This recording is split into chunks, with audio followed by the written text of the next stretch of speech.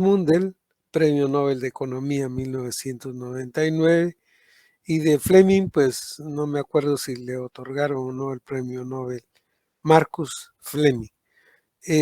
Son autores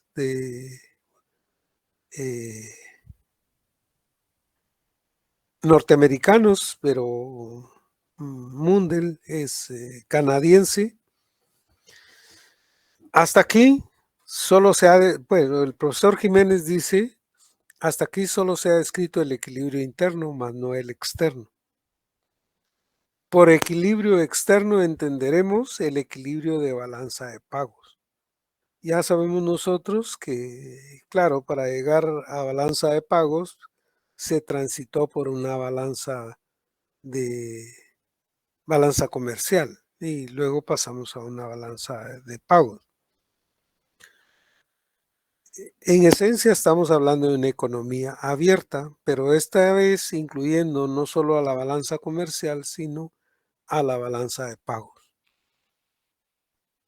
Esta incorporación permite suponer la existencia de libre movilidad internacional del capital.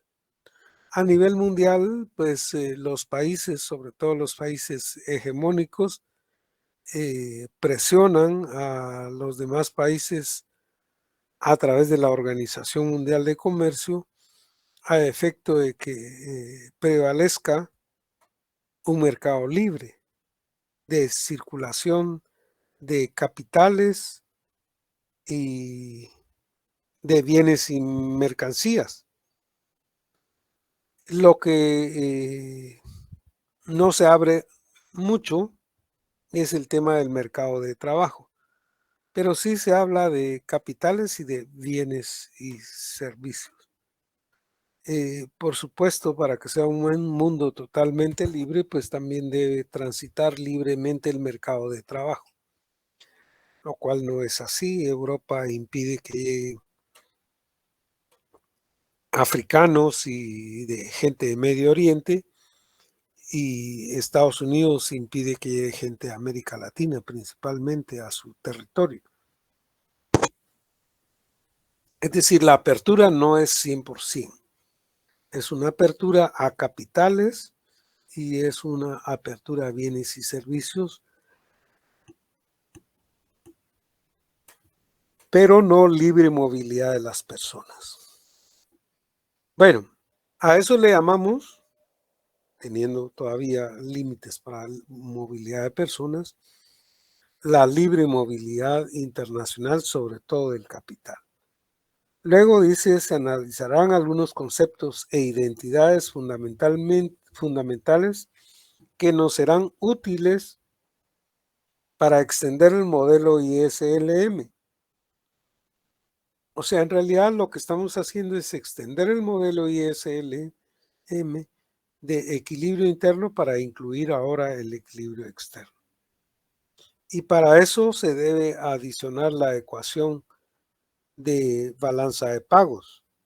Nosotros hemos trabajado, de hecho, con la balanza comercial cuando decimos neto de exportaciones. Suman las exportaciones y se reducen las importaciones. Y esto es balanza comercial. Pero la balanza de pagos es mucho mayor porque tiene incorporados ahí todo el movimiento que hay de país entre gobiernos, turistas, movimientos financieros, etcétera. Entonces balanza de pagos es mucho más abarcadora que solamente balanza comercial. Esta extensión es más conocida como el modelo Mundell-Fleming, cuyo desarrollo será el contenido fundamental de este capítulo. Con este modelo será posible identificar las condiciones que permiten el logro simultáneo de un equilibrio interno, pero además incluyendo un equilibrio con el exterior. ¿Sí?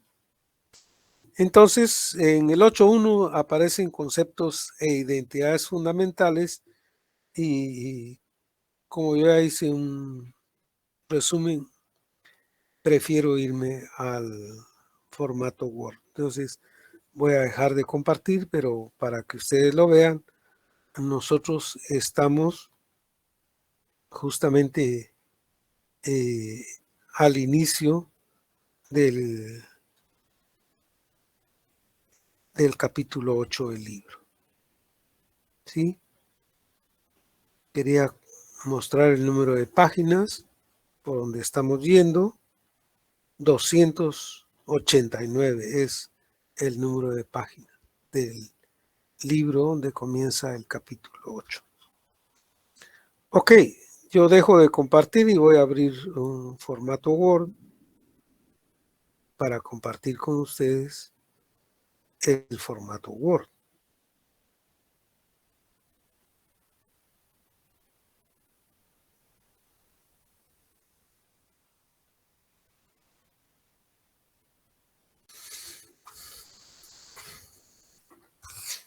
Ok, entonces ya estamos en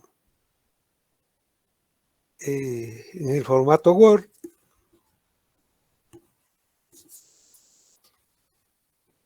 El modelo de equilibrio interno y externo, Mundell-Fleming.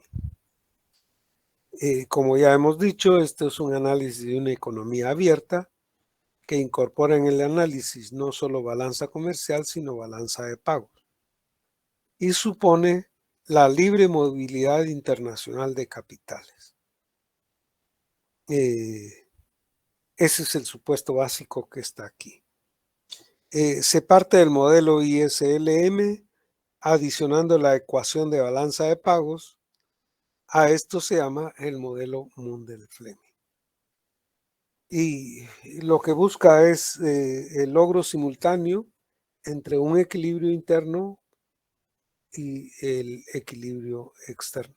La relación del país con el exterior, ese equilibrio de carácter externo. Entonces, tal cual, el subtítulo dice conceptos e identidades fundamentales. ¿Qué es lo que vamos a ver nosotros como conceptos que son importantes que lo consideremos? Primero, el tipo de cambio.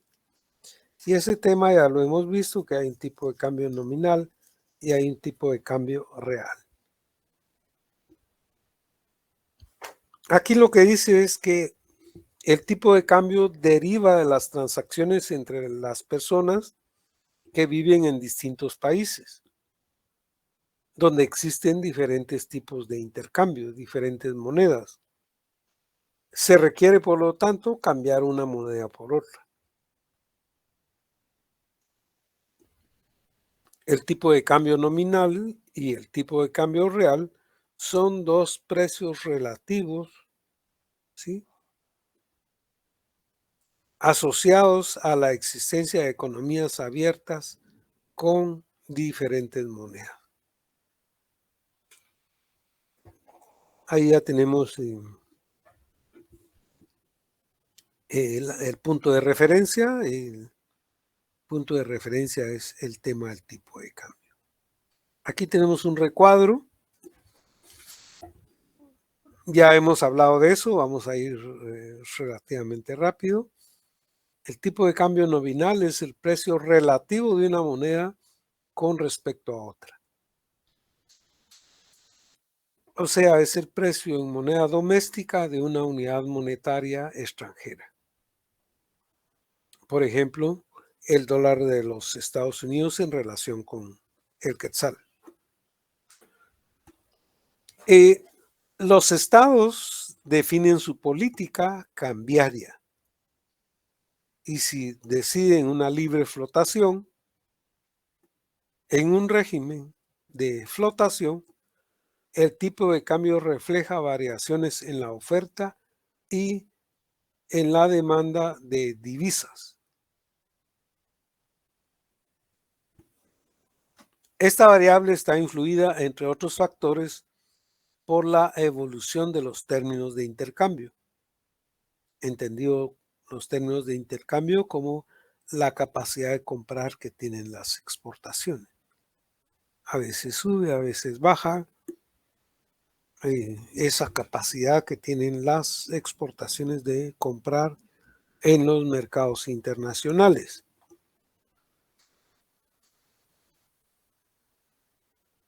El tipo de cambio entonces está influida, entre otros, por la evolución de los términos de intercambio, los volúmenes del comercio exterior, los flujos de capital y cambios en las decisiones de portafolio de las empresas, personas y gobierno.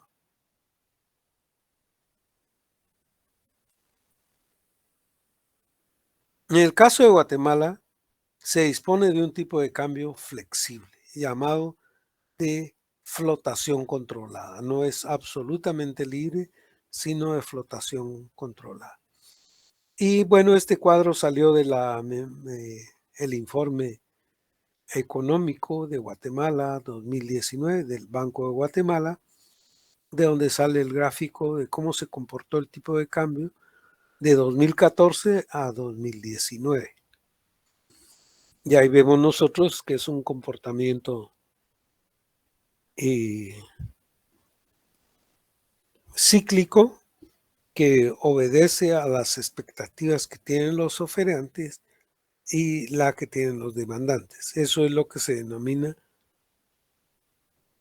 un control flotante del tipo de cambio, porque no es que esté libre, siempre se interviene, pero la política es dejarlo lo más libre posible. Sin embargo, si hay necesidad, se emiten regulaciones.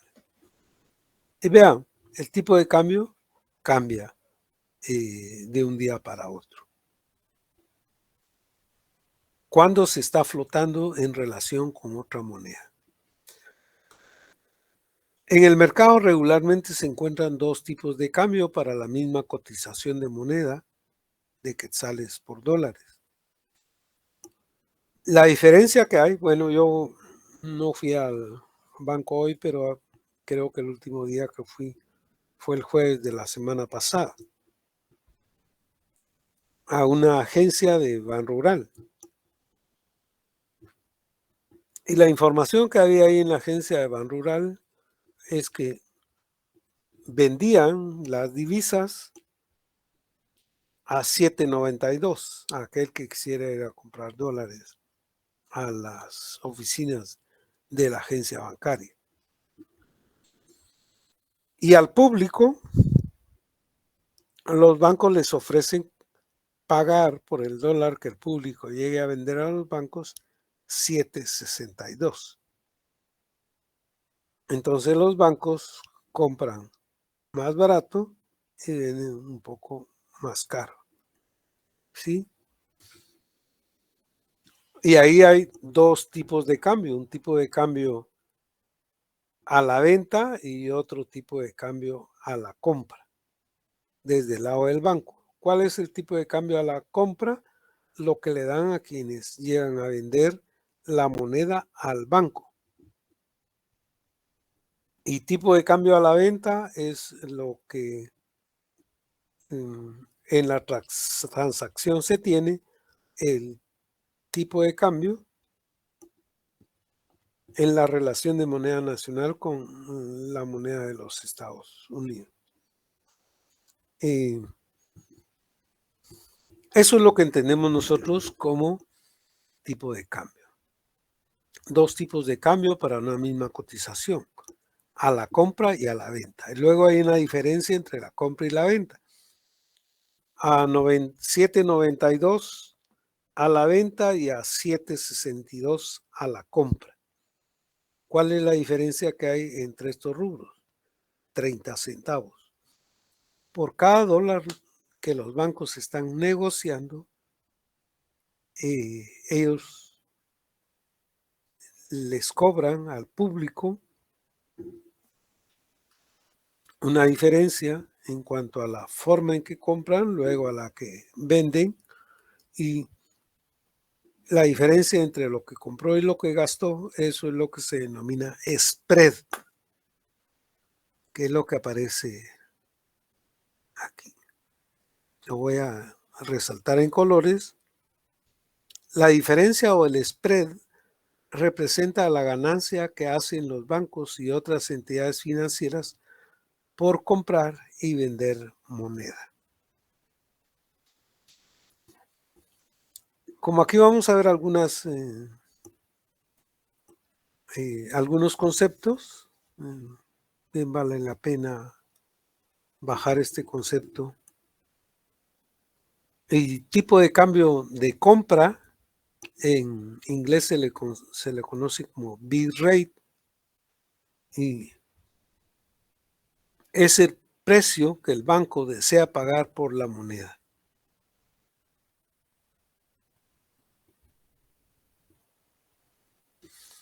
Y el tipo de cambio a la venta también tiene su nombrecito, ask rate, es el precio al que el banco desea vender la moneda. Ya la tiene en su poder y a ese precio la desea vender.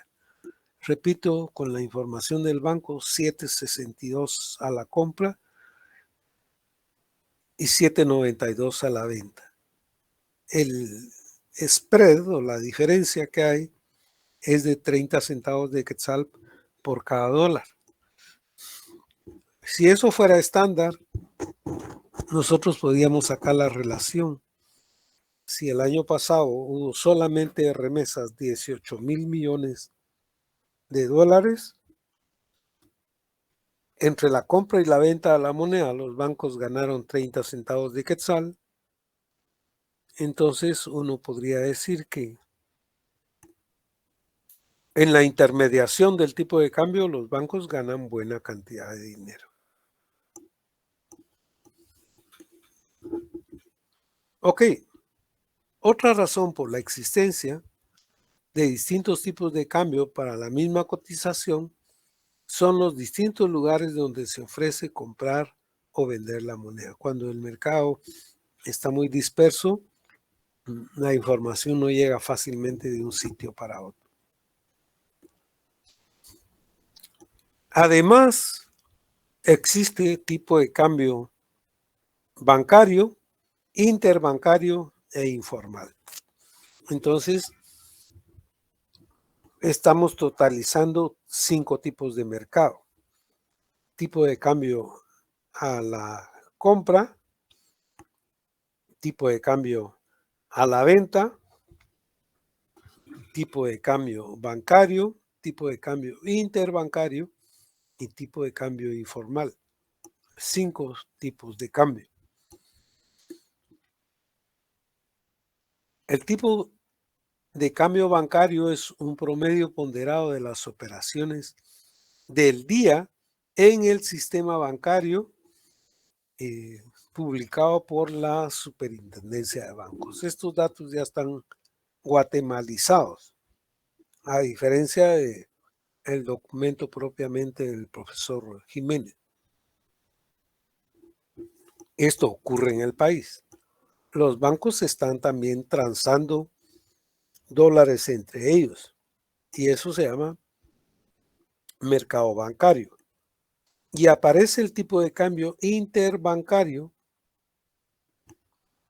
Este en Guatemala se llama mercado institucional de divisas, administrado por el Banco de Guatemala, pero ahí llegan a negociar los bancos una cotización entre dólares, ya sea a la compra o a la venta. Entonces, el tipo de cambio interbancario es un mercado institucional que corresponde a la cotización de oferta y demanda del dólar de Estados Unidos de América de las operaciones entre las entidades bancarias. Y el tipo de cambio interbancario es reportado por el Banco de Guatemala. Y el tercer tipo de cambio que está en el recuadro es el tipo de cambio informal. Es determinado por la oferta y demanda en el mercado individual. No sé cuántos de ustedes han pasado una frontera hacia El Salvador o una frontera con Honduras o la frontera con México siempre hay gente que está dispuesta a cambiar en un mercado informal la moneda que usted lleva por la moneda del país que va a visitar. Y los vemos, ¿eh? Al momento de pasar la frontera, ahí se está intercambiando y probablemente usted haya ido a cambiar algo de dinero con estos cambistas de dinero que generan un tipo de cambio informal. Igual sucede en Guatemala, a la altura de la Quinta Avenida y 14 Calle, me parece, que es Quinta Avenida 14 y 13 Calle, son las calles donde la gente está negociando dólares, comprando dólares y vendiendo dólares de manera informal. Obviamente, si uno va a cambiar dólares a ese mercado, probablemente le den 7 quetzales por $1, porque es lo que quieren ganar los intermediarios financieros informales. Entonces quiere decir que hay un mercado cambiario que obedece a al menos 7 tipos de cambio. 2 que maneja el banco, un tipo de cambio a la compra y tipo de cambio a la venta. 3 que están en este recuadro, que es el tipo de cambio bancario, transacciones directamente entre bancos, y el tipo de cambio interbancario es los grupos de bancos se reúnen a intercambiar y negociar dinero, divisa, normalmente dólares. Y además tenemos el tipo de cambio informal. Entonces un mercado cambiario es un mercado que abarca esas negociaciones en moneda extranjera. Es el lugar donde se intercambian las monedas extranjeras. Ahí dice, es decir, el lugar donde se determinan los precios de una moneda en términos de la otra. Las monedas que usualmente se transan en un mercado cambiario están citadas ahí: el dólar, el yen, el euro y la libra esterlina. Las demás monedas no aparecen a nivel mundial. Y los principales lugares geográficos donde se encuentran los mercados cambiarios son Reino Unido, la Bolsa de Valores del Reino Unido; en Estados Unidos, la Bolsa de Valores de Nueva York; en Alemania, en Frankfurt funciona el principal mercado, pero entiendo que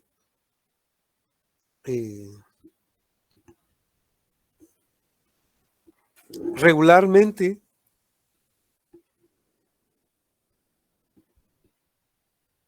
las transacciones se hacen en un solo sitio.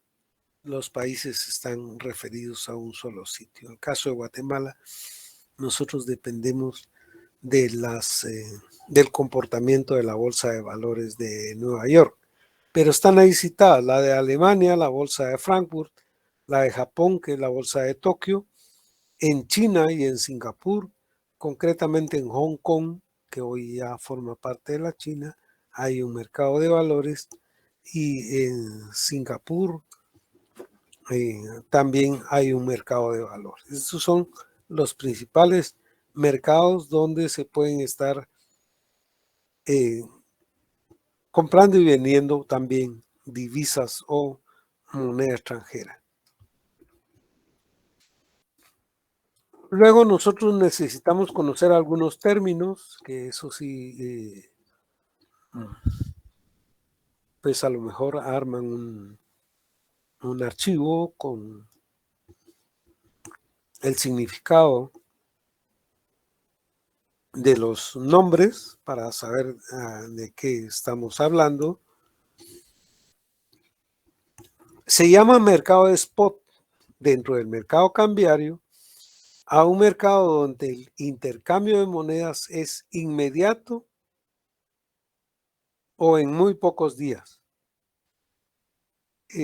Otra característica, cuando se intercambian montos pequeños de moneda, el tipo de cambio que se mantiene en ese mercado es relativamente desfavorable.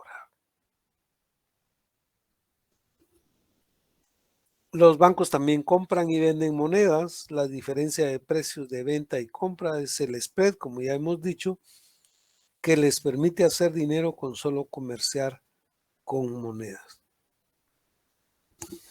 Sí, el mercado spot es el mercado del día, mercado de pocos días. Y las transacciones no son muy altas. Existen 4 razones para transar en un mercado de spot. ¿Por qué se hace compra-venta en un mercado llamado mercado de spot? Se hacen para compensar transacciones, para transparentar un proceso de arbitraje, para asegurar coberturas y por la especulación. Entonces, de cada una de esas 4 razones del mercado de spot, a clearing transaction, que es compensar transacciones de importación o compra de bonos extranjeros, los bancos se encargan de hacer las transacciones de moneda.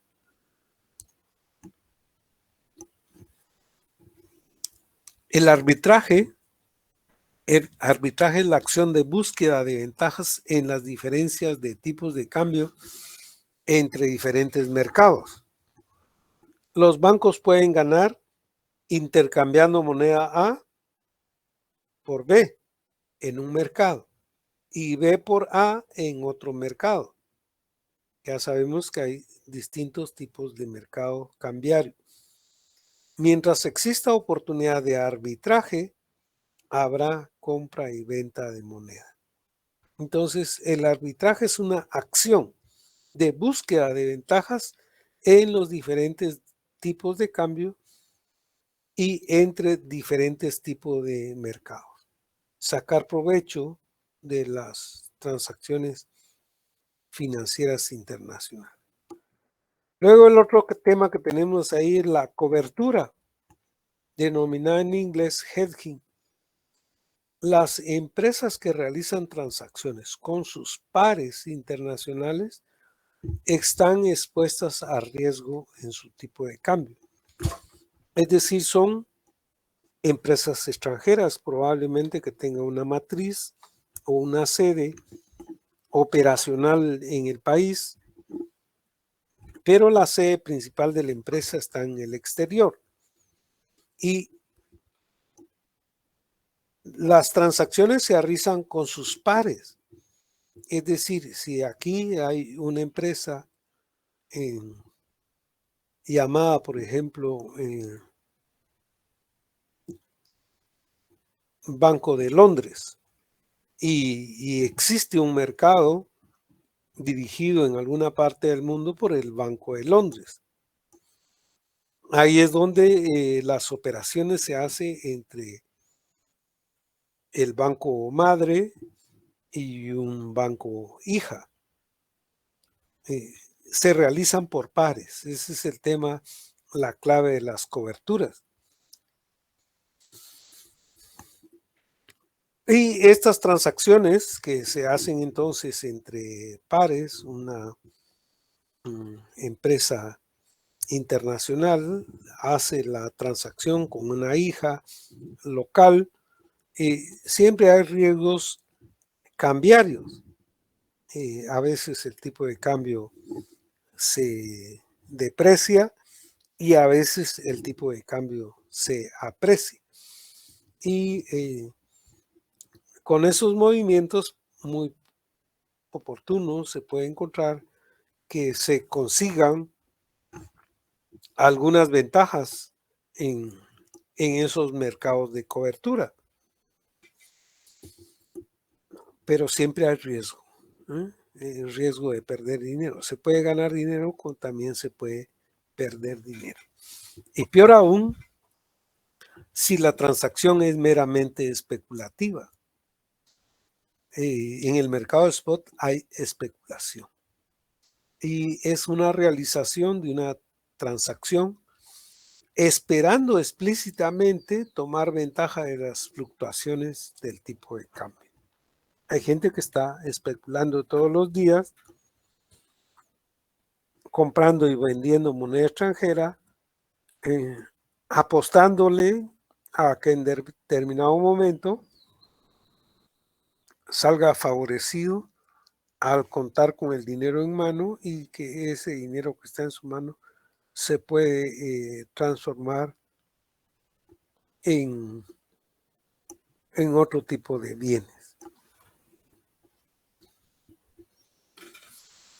Los agentes que intervienen en el mercado cambiario son los bancos comerciales, las instituciones financieras no bancarias.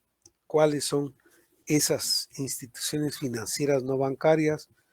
Bueno, fondos mutuales, fondos de pensiones que invierten dinero en el mercado de capitales y prestan incluso dinero a compañías extranjeras con el objeto de lograr rendimientos para sus clientes.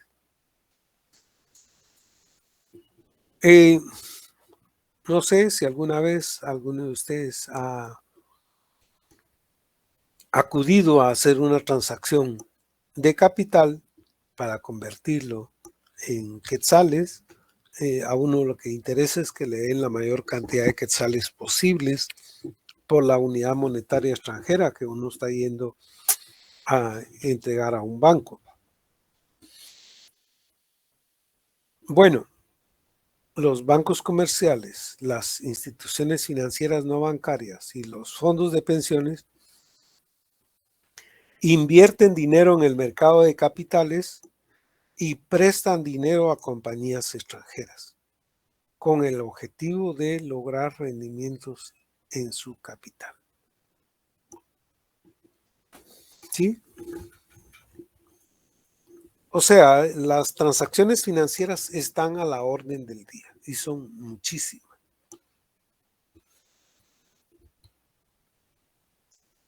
Las corporaciones, que son grandes empresas con ventas en muchos países del mundo, tienen que realizar transacciones en diferentes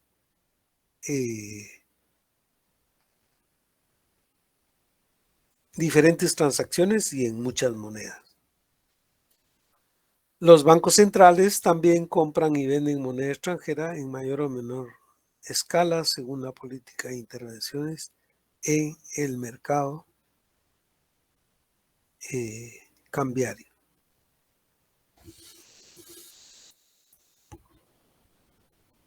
Siguiendo con la parte de conceptos, ¿qué instrumentos hay en los mercados cambiarios?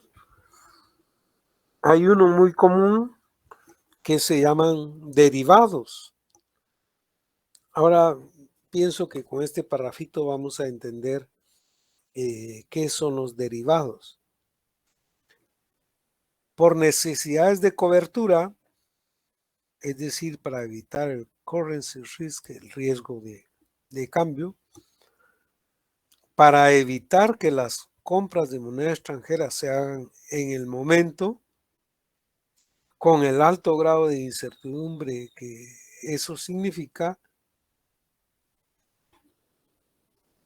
surgen los mercados llamados derivados, los cuales son contratos que ofrecen seguros ante probables pérdidas financieras.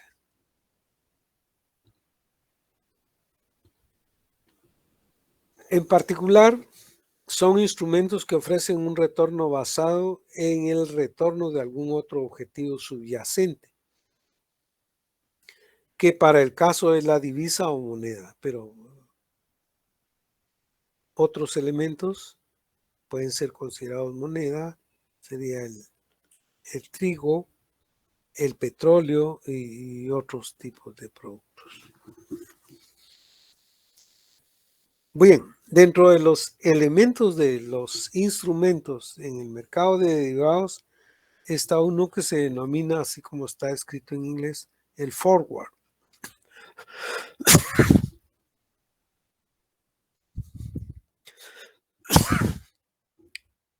El forward es un contrato entre dos agentes económicos que se comprometen a intercambiar un monto determinado de dinero de una moneda a otra en una fecha futura. O sea, la clave aquí está forward. Vamos a intercambiar o hacer una transacción financiera en moneda extranjera en una fecha futura, preestablecida.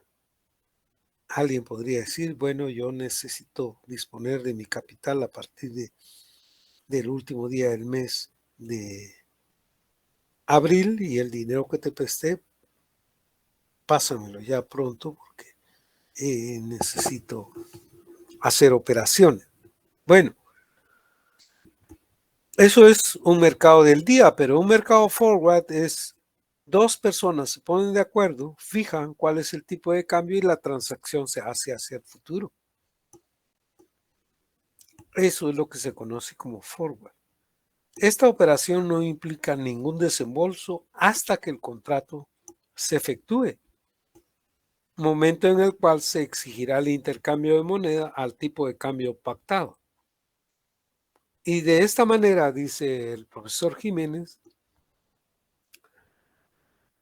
se cubre la volatilidad del cambio de la moneda nacional, si lo fuere.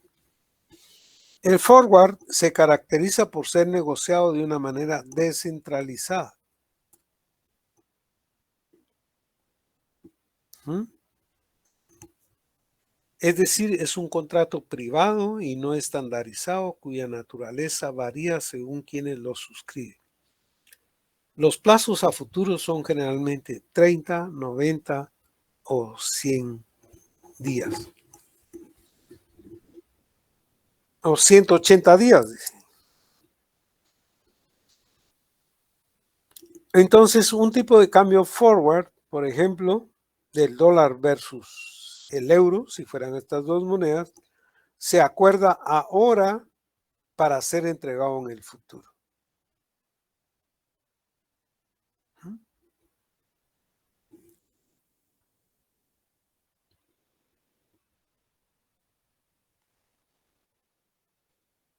Si el tipo de cambio forward excede el tipo de cambio spot para el dólar, entonces se dice que el dólar se está transando con un premio o con un tipo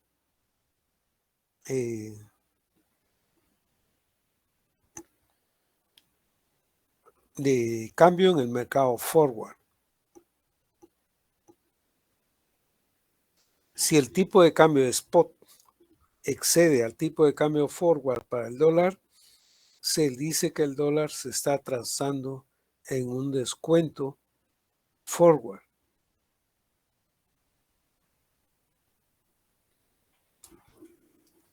Con esto estamos advirtiendo que hay mercados de futuros. A pesar de la incertidumbre, hay mercados de futuros. Entonces tenemos ahí otro subtítulo en negrita. Se han creado instrumentos más sofisticados y complicados que permitan protegerse de una depreciación monetaria, pero que al mismo tiempo permiten beneficiarse de la apreciación monetaria. Y uno de esos instrumentos más conocidos se le llama futuro.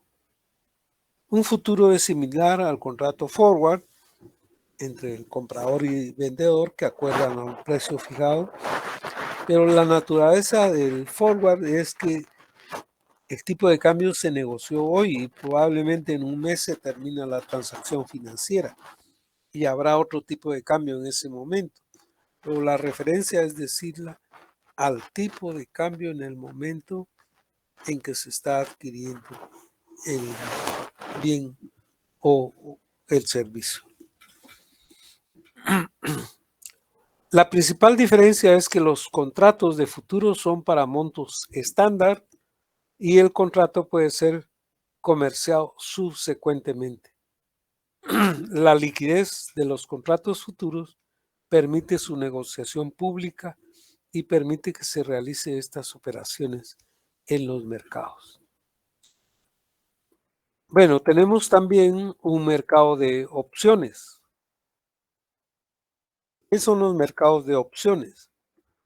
Al igual que los futuros, las opciones también son instrumentos financieros que permiten protegerse de la depreciación monetaria, pero también beneficiarse con la apreciación monetaria.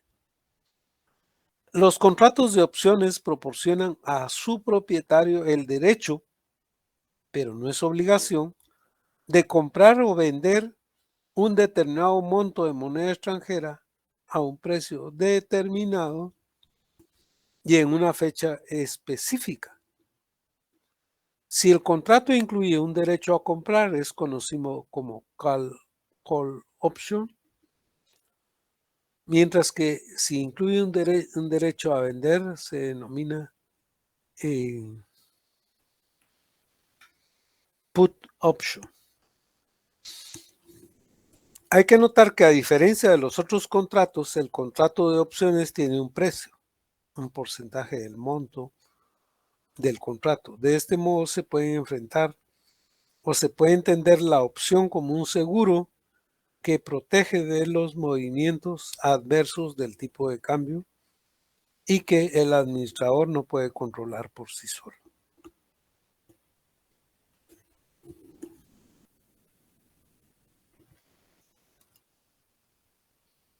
Luego tenemos aquí un subtítulo que dice regímenes de tipo de cambio.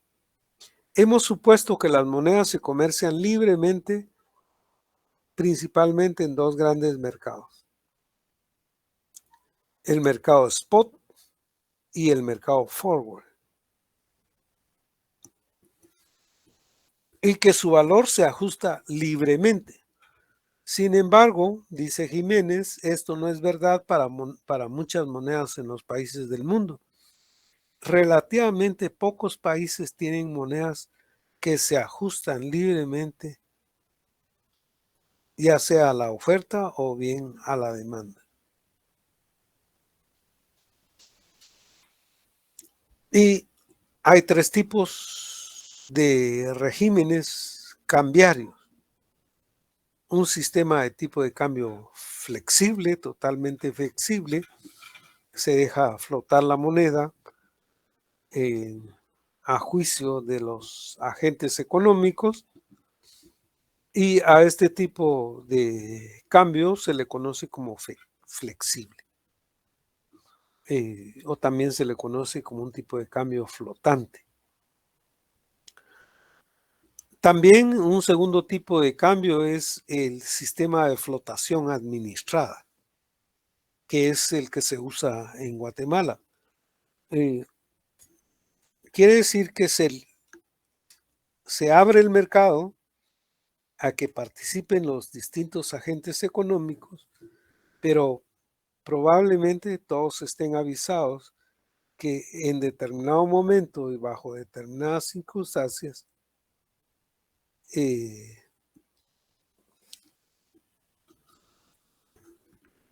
se interviene el tipo de cambio. Es sistema de flotación administrado, controlado.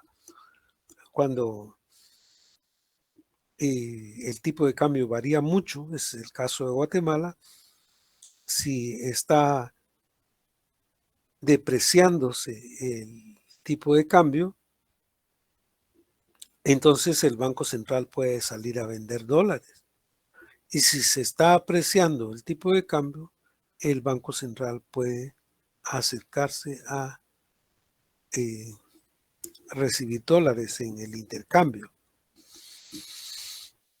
Y tenemos un sistema de cambio fijo, que ya no mucho se usa, porque para tener un tipo de cambio fijo se necesita mucho respaldo para la economía del país.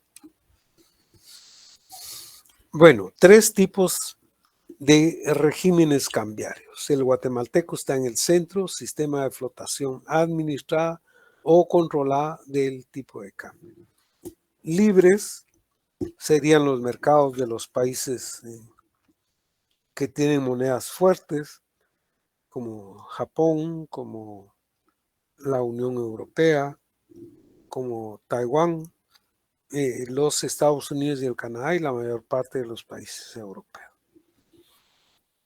Pero cuando los países europeos intervienen y deciden ajustarse a un tipo de cambio que a ellos les favorezca más, pues puede que salgan a buscar un sitio en donde tomar alimentos y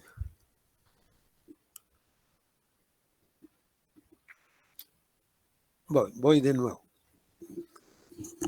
para que yo organice mis ideas. Hay tres tipos de regímenes cambiarios. Un tipo de cambio flexible, libre, totalmente, sin intervención del Estado. Hay un sistema de flotación administrada o controlada, ese es el que opera en Guatemala, cuando el tipo de cambio, ya sea al alza o a la baja, es muy fuerte, el Banco de Guatemala interviene en ese mercado. Por eso se llama sistema de flotación administrada. Y el sistema de tipo de cambio fijo ya es un sistema no mucho utilizado en el mundo, porque los países no quieren tener compromisos de revalorizar las monedas. En América Latina solamente Bolivia tiene el tipo de cambio fijo. Los demás operan o un sistema de flotación administrada o un sistema de tipo de cambio flexible.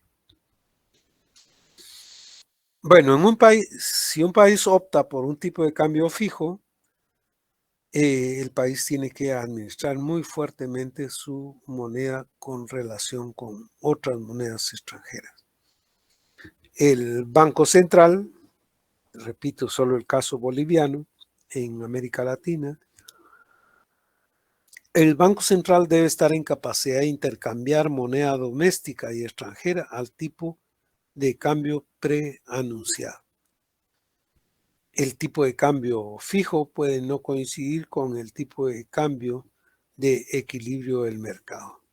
Por ello, el Banco Central debe estar preparado para disolver o absorber el exceso de demanda u oferta, manteniendo sus reservas de monedas internacionales. O sea, Guatemala tiene reservas en monedas internacionales. A través de esas reservas en monedas internacionales puede salir a vender divisas. O si quiere aumentar las reservas monetarias internacionales, puede acercarse al banco a comprar divisas. ¿Sí? Bueno, el tipo de cambio flexible es el que se usa en Guatemala. Ahí está escrito. En este sistema de tipo de cambio es determinado por el mercado, sí, claro, el mercado, pero hasta cierto punto. Es decir, mediante las interacciones de bancos, firmas. Ok. No, ahora estamos definiendo el sistema de cambio flexible.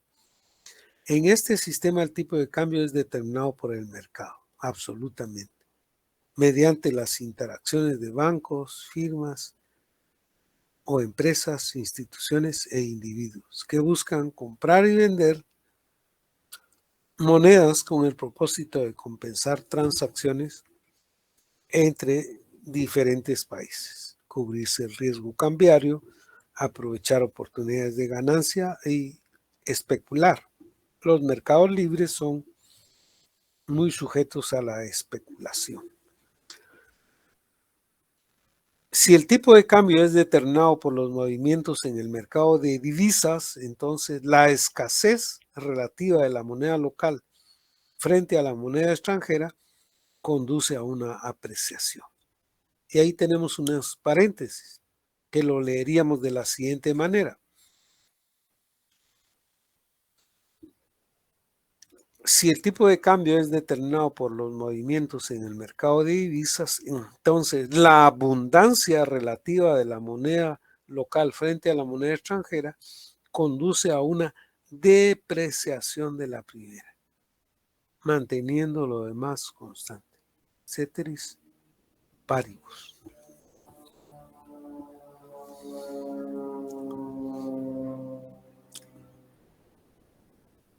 Y aquí unos comentarios adicionales. Una elevación de la demanda de una moneda conduce a una apreciación,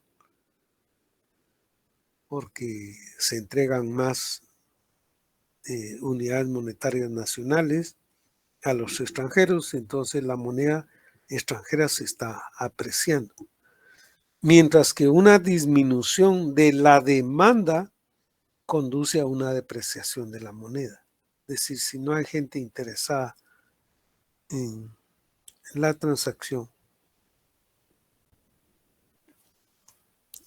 pues va a depender de cuál circunstancia si la moneda puede estar depreciada o apreciada. Un aumento de la oferta da lugar a una depreciación y una disminución de la oferta da lugar a una apreciación. Decía que el sistema que utiliza el Banco de Guatemala en Guatemala es el que vemos ahora en la pantalla. Sistema de flotación administrada del tipo de cambio. En algunos libros le van a llamar mercado sucio, porque a los inversionistas del dinero no les gusta que el dinero esté amontonado en el colchón de casa. ¿Sí? Bueno, hablemos de este tipo de mercado. Este es un sistema híbrido, ni es fijo ni es flexible. En este sistema el Banco Central es un participante clave en el mercado cambiario o de moneda extranjera. A diferencia de lo que ocurre en el sistema de tipo de cambio fijo, en el sistema de flotación administrada el Banco Central no tiene un precio explícito de la moneda extranjera. Sin embargo, a diferencia del tipo de cambio flexible, el Banco Central no permite que este mercado determine libremente el precio de la moneda extranjera. ¿Por qué no? Porque tolera ciertos márgenes, pero cuando el margen ya es muy elevado, interviene el Banco Central. Porque el Banco Central puede tener una meta de tipo de cambio implícita o un rango de meta explícito del tipo de cambio, que es lo que pasa en Guatemala. Tener un rango de movilización del tipo de cambio y si ya atraviesa los límites, sea al alza o a la baja, ahí interviene el Banco Central comprando o vendiendo divisas según sea la naturaleza de la que requiere su intervención. Decíamos, el Banco Central puede tener una meta de tipo de cambio implícita o un rango meta explícito del tipo de cambio.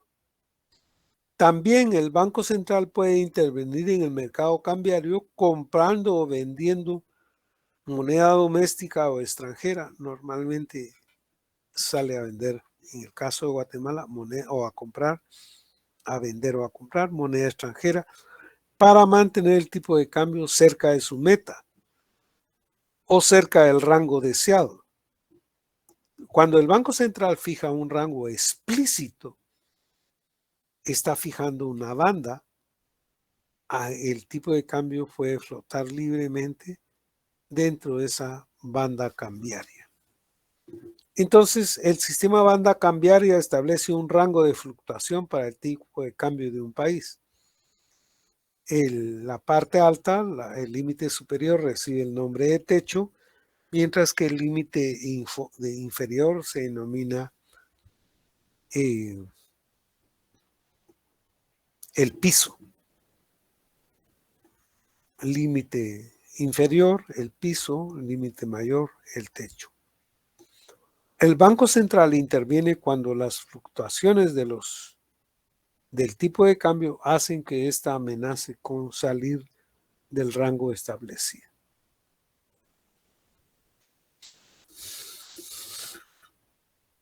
Otro régimen híbrido es aquel régimen que desarrolla un sistema de mini devaluaciones hasta ajustar su moneda a un mercado referente. Estas mini devaluaciones en el idioma inglés les dicen crawling peg, donde el Banco Central permite la apreciación del tipo de cambio, y es posible que dichos reajustes en el tipo de cambio se den de acuerdo a una fórmula que refleje los objetivos del Banco Central o que sean hechos de acuerdo a la coyuntura, por ejemplo, a la creciente especulación. Luego, el texto nos lleva a otro tema que es la movilidad de capitales. Hasta ahora estamos suponiendo que los residentes del país doméstico y del extranjero tienen libre acceso a la compra y venta de activos financieros. Sin embargo, esto no es del todo cierto para todos los países del mundo. En la práctica, es común el que los países tengan un control de capitales cuando la cosa se les ha complicado mucho. Eso sucede hoy día en la Argentina.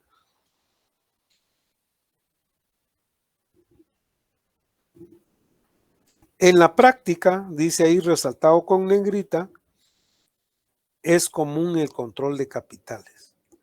En Guatemala se supone que es libre el mercado, pero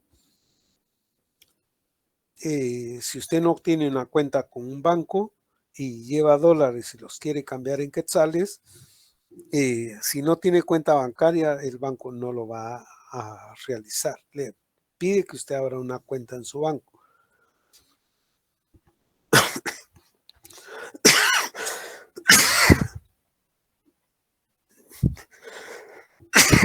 Luego, si usted va a comprar, difícilmente le van a vender más de $3,000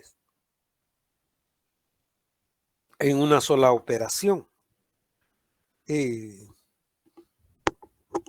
Solamente que usted tenga una cuenta ya en dólares en el banco, le van a permitir sacar del banco más de $3,000, pero no más allá de $5,000. O sea, siempre existen restricciones para mover capitales. Normalmente el banco le va a pedir, bueno, cuál es su actividad económica, de dónde está obteniendo los recursos, con qué regularidad, cuántos montos entonces espera transar en un mes, y le va llevando un control de las operaciones. Y cuando ya se pasó del monto del mes que había dicho, le restringe sus operaciones cambiarias. O sea, no es que sea 100% libre el mercado de capitales. Tampoco, en el caso de Guatemala, es común que exista un control en el mercado de capitales, como sí lo hubo ya hace tiempo, donde se estaba controlando a la gente y a los capitales para que no saliesen muchos. Y más es por el tema de la salida de moneda extranjera que por la entrada de moneda extranjera. Entonces, el control de capitales se entiende como cualquier política diseñada para limitar o redirigir las transacciones consignadas en la cuenta de capitales de la balanza de pagos. Ejemplo de esto es la aplicación de impuestos o restricciones a las transacciones internacionales de activos como acciones o bonos. El tipo de control de capitales puede ser intenso o puede ser pequeñito. En Guatemala, pues sí hay control, pero no es un control intenso, como puede estar sucediendo en Argentina, como sucede en Bolivia, como sucede en el Ecuador, sino que aquí siempre existen controles, pero no son difíciles de subsanar. Un poquito de paciencia, 2 o 3 días, y los bancos van a ir abriendo sus cuentas para hacer las operaciones internacionales que usted requiere. El tipo de control de capitales, segundo párrafo que tenemos en esta lámina, aplicado varía según los efectos de la libre movilidad. En particular, si la intervención de un gobierno son las de dirigir las asignaciones del crédito hacia los sectores productivos que deben ser favorecidos, se hace uso del control a la salida de capitales del exterior. Por otro lado, es común el uso de control de capitales para corregir los desequilibrios de balanza de pagos. Eso sí es muy importante. Si la balanza de pagos se está desequilibrando continuamente, los estados intervienen y controlan la entrada y salida de capitales. Eso es precisamente el control que ejerce el Estado en una economía como la nicaragüense o venezolana, donde los países están controlando fuertemente sus divisas.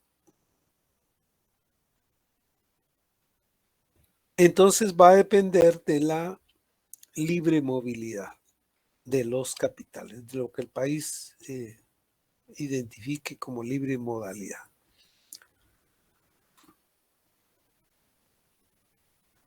Y decíamos que es común el control de capitales si hay desequilibrios en balanza de pagos. Si se registra un déficit en dicha cuenta, entonces se restringe la salida de capitales. Si hay un superávit en balanza de pagos, o si se quiere prevenir la entrada de capitales potencialmente volátiles, entonces se restringe la entrada de capitales. En este caso, el instrumento a emplear puede ser la imposición de un impuesto sobre el retorno de la inversión, sobre el retorno de los activos domésticos que reduzca su atractivo como opción de inversión. Y otro uso del control de capitales mucho más común entre países es el destinado a prevenir la entrada potencialmente dañina de capitales volátiles. Eso ya lo mencionamos en el curso, llamados también capitales golondrinas que hay en el mundo y que están saliendo a los países del mundo a realizar operaciones donde todavía creen que puedan percibir ganancias.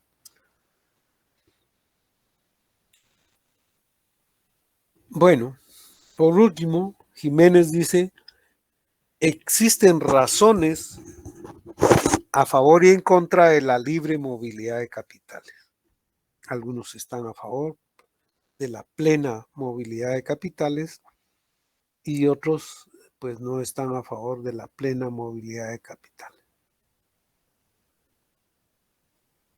Las razones a favor se basan en los beneficios que los flujos de capital brindan al permitir a los residentes de un país intercambiar consumo presente por consumo futuro.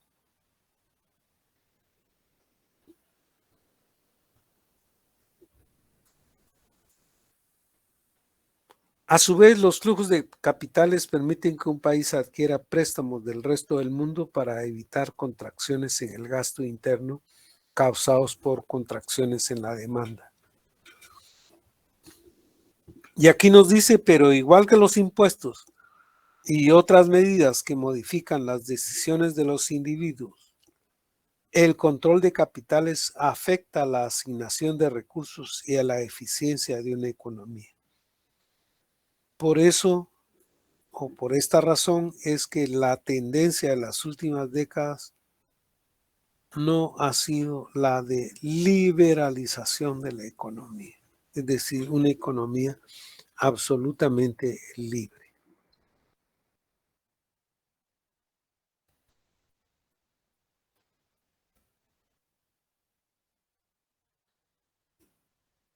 Ahora sí, estamos ya en capacidad, después de haber hablado del mercado financiero y haber hecho unos resúmenes sobre el mercado financiero, tenemos ya el modelo Mundell-Fleming o el modelo ISLM para una economía abierta, que incluye entonces neto de exportaciones, suman las X y se reducen las M. ¿Sí?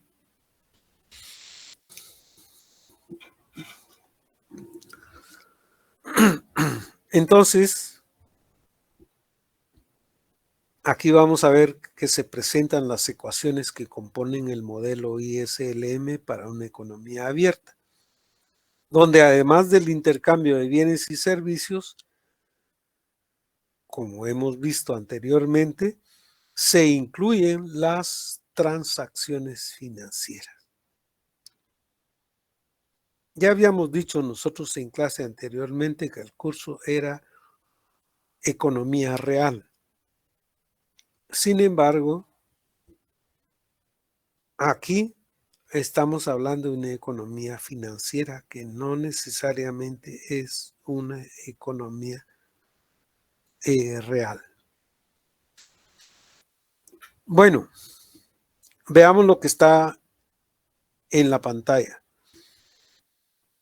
Las ecuaciones del modelo ISL para una economía abierta, donde hay intercambio de bienes y servicios, además se incluyen las transacciones financieras, los movimientos de capital entre el país doméstico y el extranjero, y como resultado se tiene una ecuación adicional en la determinación del equilibrio interno y externo, que será el saldo en balanza de pagos. La curva IS con estos agregados de una economía abierta es lo que tenemos ahora manchado en amarillo. Nosotros ya sabemos que la curva IS es una representación de la demanda agregada, entonces va a ser igual a Y más C más I o R, es I o R más G,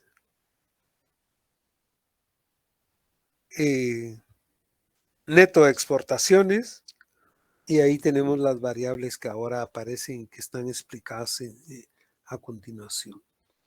Las exportaciones netas dependen del ingreso doméstico, que es Y, del ingreso del resto del mundo, que es Y asterisco, y el tipo de cambio real, que mejor dispusimos utilizar la E, tipo de cambio real.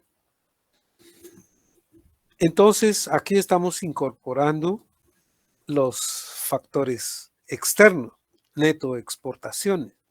¿Qué variables? El ingreso doméstico, el ingreso del resto del mundo y el tipo de cambio real.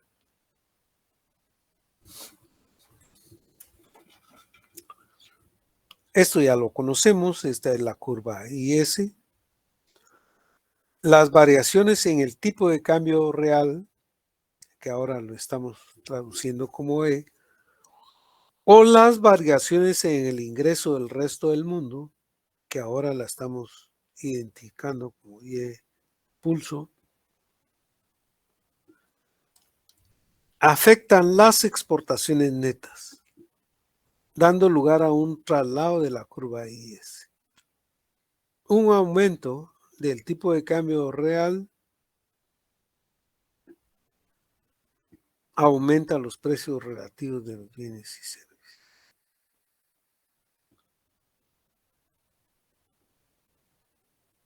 Y si afecta a los precios relativos de los bienes extranjeros, va a reducir las importaciones y reducir las importaciones y aumentar las exportaciones.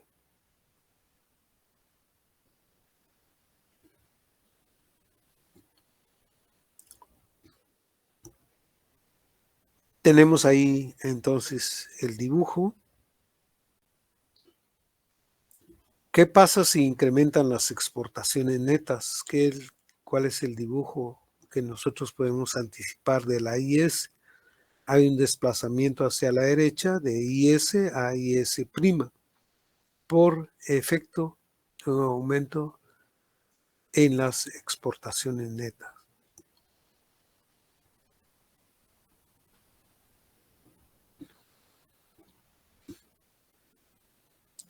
El Banco Central puede cambiar la oferta de dinero cada vez que intercambia moneda doméstica y moneda extranjera.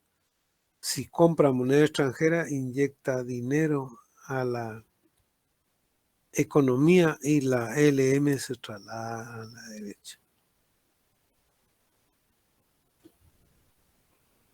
Bueno, eso es lo que vemos en el comportamiento de la curva LM.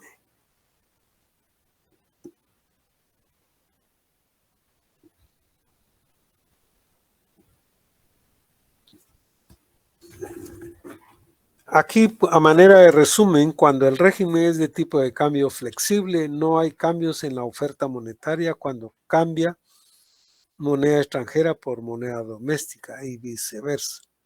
Esto es así porque se supone que los intercambios de monedas en el mercado solo significa que están cambiando de manos. En estos casos no hay un aumento o disminución de la oferta monetaria. Pero cuando el Banco Central compra moneda extranjera, inyecta moneda doméstica. Por lo tanto, aumenta la oferta de dinero. En esos casos, la curva LM se desplaza a la derecha. Y lo contrario ocurre cuando se vende moneda extranjera, pues se retira moneda doméstica del mercado y la curva LM se desplaza a la izquierda. Ok, para el próximo día estaremos hablando de la curva de la balanza de pagos. Pueden buscar ese título en el capítulo 8 de Mundell Fleming. A ver si... No, definitivamente ustedes tienen que ir al documento completo o al documento resumen que yo se los voy a compartir. Si quieren ampliar, van al completo. Si quieren concretar, van al resumen.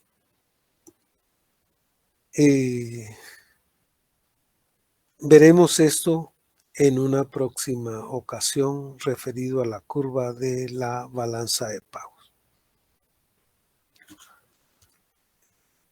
Y nos encontramos el próximo jueves. Que estén bien. Gracias, licenciado. Feliz tarde. Adiós. Feliz tarde.